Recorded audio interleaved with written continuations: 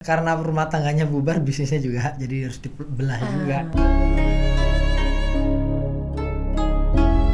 Tempo Gelato itu partnership antar dua orang lokal dengan asing.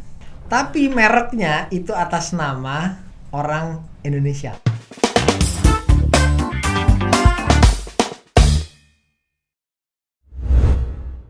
Halo, selamat datang di Ngolabs, ngobrol legal, bisnis, dan investasi. Kali ini kita punya tema yang luar biasa, yaitu kenapa sih bisnis bisa pecah kongsi. Dan di podcast kali ini kita akan mengupas secara tuntas ya dari sisi hukum kenapa bisnis itu bisa bubar. Bersama saya Indah Andara, nanti kita akan membahas pembahasan yang diantaranya tadi, yaitu ada pecah kongsi itu apakah karena konflik pribadi ataukah karena tidak ada kejelasan hukum di awal. Kita sudah menghadirkan narasumber yang tidak kalah luar biasa. Beliau ini merupakan corporate lawyer dan juga entrepreneur, pendiri jaringan penyedia jasa hukum Smart Legal Network, dan juga memiliki pengalaman menangani berbagai kasus transaksi bisnis dan juga sengketa komersil. Langsung aja kita akan kenalan sama narasumbernya, Bimo Prasetyo. Halo Mas Bimo, gimana kabarnya? Alhamdulillah baik, sehat. Alhamdulillah, luar biasa. Beliau ini lawyer yang memang menangani bisnis dan juga investasi begitu ya. Ya. Pasti sudah tahu Instagramnya Bimo Prasetyo. Di situ banyak sekali di-spill permasalahan-permasalahan bisnis. Nah, sekarang tema kita itu Mas Bimo. Kita Mas aja ya, jangan Pak lah ya. Oh iya, oke. Ketuaan lah ya kalau Pak. Iya ya. dong. Mas Bimo, ini kita punya tema yaitu kenapa sih bisnis itu pecah kongsi, Mas. Mungkin kalau aku bisa ambil contohnya itu kayak ada dua pemuda nih yang buka kafe bersama di awal dengan visi misi di awal mungkin sama gitu ya, tapi di tengah-tengah mereka bisa bubar. Nah, itu gimana sebenarnya akar hukum dari pecah kongsi dalam bisnis, gimana Mas? Oke, ini hal yang sering banget terjadi Mbak ya.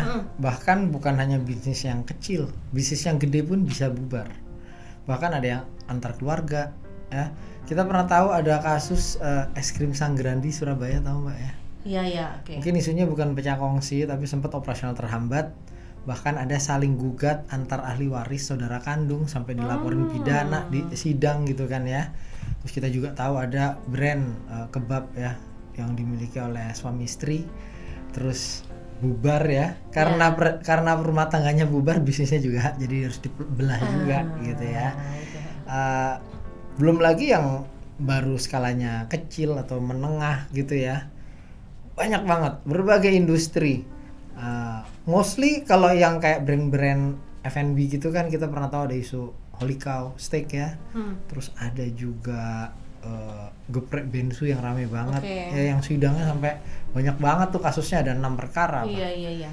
Ya, semuanya tuh berawal sebenarnya bukan masalah isu hukum Mbak. Sama katanya bisnis itu sama kayak rumah tangga, kalau orang mau bersatu itu harus visinya sama. Betul, visinya jelas ya.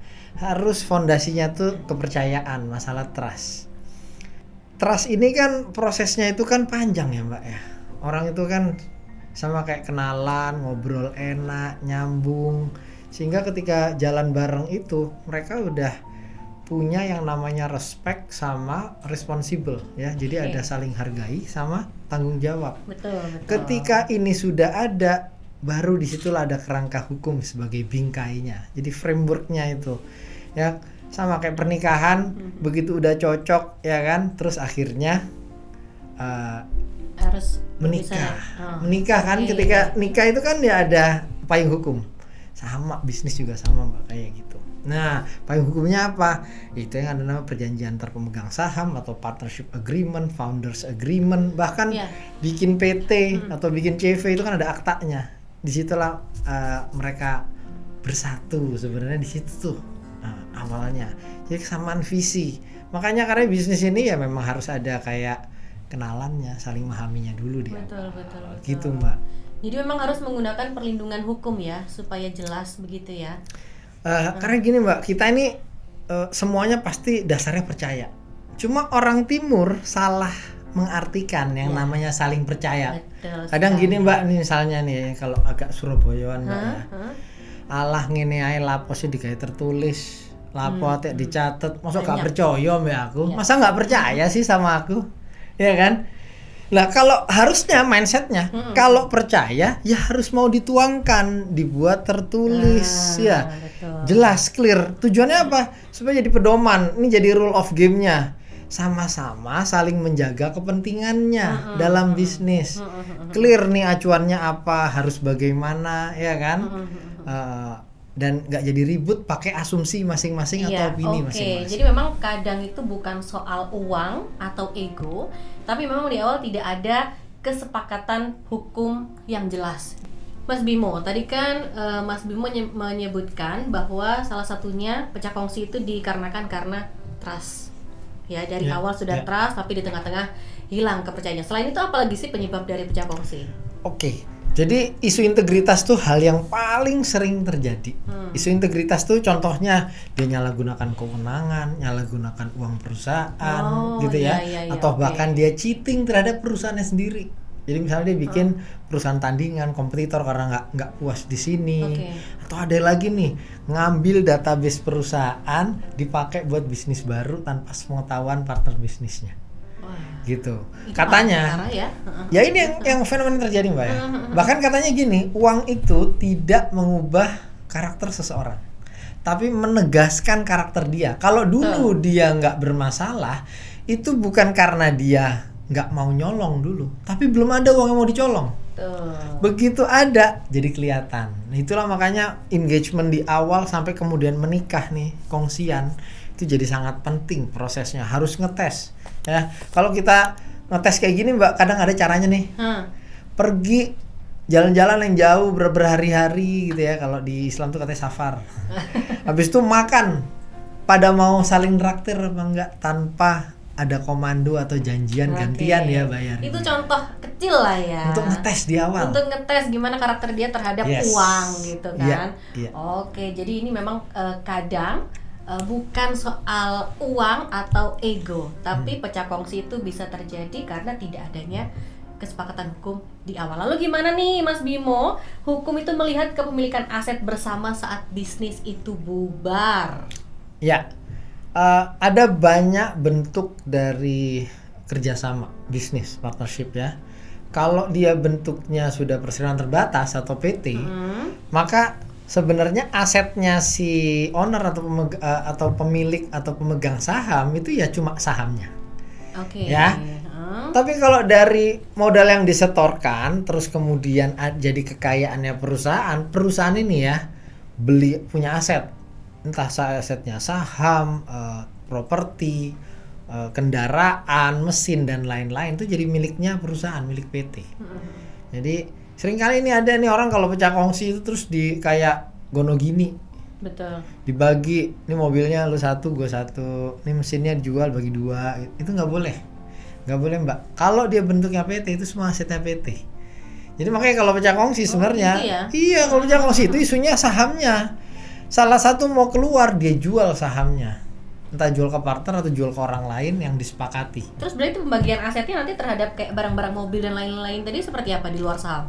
Enggak, ya karena kepemilikannya itu di saham yang dibagi bukan asetnya perusahaan. Oke. Sahamnya dengan perusahaannya tambah gede, valuasi sahamnya nilainya juga makin gede. Itu akan mengikuti pasti mbak. Ya, jadi bukan bagi-bagi asetnya perusahaan jadi jatahnya siapa, tapi valuasi dari sahamnya. Karena saham itu kan nanti ada dividen, ada keuntungan dari bisnisnya. Lain kalau ini bisnis perorangan, misalnya bentuknya CV atau bahkan yang nggak punya badan, ya. Itu yang kemudian bisa dibagi kalau tercatat bahwa itu memang jadi milik bersama. Seringkali kasusnya itu nggak tercatat sebagai milik bersama. Jadi perorangan aja. Nah, Satu orang gitu ya. Bisa kadang gini kadang nih. Ini kita bisnis bareng, terus untuk kita supaya bisnis ini kita punya aset, kita nabung, terus nanti beliin tanah, beliin rumah, ya punya properti lah, entah itu apartemen atau apa. Tapi karena objeknya itu SHM ya, hak milik, nggak boleh pakai nama PT atau nggak boleh pakai nama badan, pakai nama salah satu pemilik bisnis. Lalu nggak ada perjanjian lagi. ya bahwa itu jadi milik Padahal perusahaan. belinya berdua, ya nabungnya berdua. Nabungnya berdua karena dia nggak punya badan nih, nggak ada bentuknya PT ya. Jadi akhirnya ternyata sebagai punya salah satu. Secara hukum itu hanya yang namanya ada di sertifikat hak milik. Karena yang hitam di atas putih ya Mas ya, gitu ibaratnya. Karena sertifikat dasar kepemilikan, tapi secara bisnis dianggap milik berdua, nggak ada perjanjian yang melindungi kepentingan pemilik lainnya ya, sulit jadinya.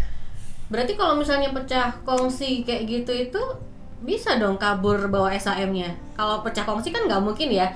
Biasanya kalau kebanyakan pecah kongsi itu kan pasti konflik mereka. Iya. Nah, itu berarti gimana? SHM-nya apa boleh dibawa pihak aja atau Ya gimana? akhirnya kalau berdasarkan peraturan pemerintah tentang pendaftaran tanah, si pemegang sertifikat memiliki bukti kepemilikan yang kuat. Iya Tapi di sisi lain ingat, hukum ini kan harus bisa dibuktikan, ada lainnya, ada saksinya, ada bukti keuangan, ada laporan pajak, ini masuk SPT pribadi apa enggak, itu juga masih bisa. Jadi sebenarnya masih debatable, tergantung bagaimana membuktikannya. Ya itu baru satu Mbak. Sebenarnya masalah aset nih yang paling sering juga sengketa kepemilikannya itu bukan terhadap objek milik perusahaan, juga merek Mbak. Pernah tahu kasusnya Tempo Gelato yang di Jogja? Kalau jalan-jalan ke Jogja ke daerah Kaliurang pasti ketemu Tempo Gelato dong. Iya, itu kenapa tuh? Tempo Gelato itu partnership antar dua orang lokal dengan asing. Tapi mereknya itu atas nama orang Indonesia, orang lokalnya. Bukan atas nama PT atau bukan dimiliki bersama. Sebenarnya merek itu bisa kepemilikan bersama. Tapi karena milik salah satu orang, terus ketika mereka dispute, ya nama Tempo Gelato hanya dimiliki oleh akhirnya dia yang satu orang. Dia yang berhak gitu ya, Yes. karena atas nama dia gitu Ya, kan. itu udah sampai selesai di Mahkamah Agung. Ini saya bukan rasan-rasan ya, ini berdasarkan fakta nih kasusnya. Ini kan hanya contoh aja teman-teman Contoh. ya. Jadi di kasus Tempo Gelato itu akhirnya hanya dimiliki satu pihak Indonesia. Ya, pihak asingnya akhirnya harus keluar dan nggak bisa pakai nama itu, dia bikin namanya original Gelato. Dan branding itu susah, mahal. Jadi teman-teman kalau punya bisnis kongsian itu harus jelas aset itu dimiliki oleh badan milik bersama atau bagaimana, dan itu harus clear. Iya, Gimana oke. ngelindunginnya. Betul. Jadi kalau aset atas nama dia, hukum bisa anggap itu milik pribadi. Betul Iya, ya, seperti iya, yang contoh barusan kita ini.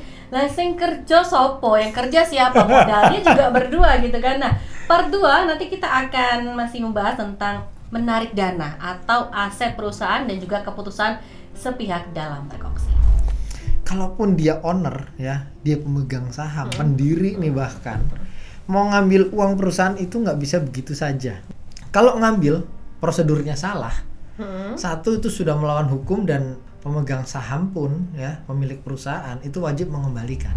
Walaupun dia bilang, loh saya yang punya perusahaan juga kok, nggak mungkin saya, dia bilang menggelapkan. Sekarang ada kasus yang lagi rame loh Mbak.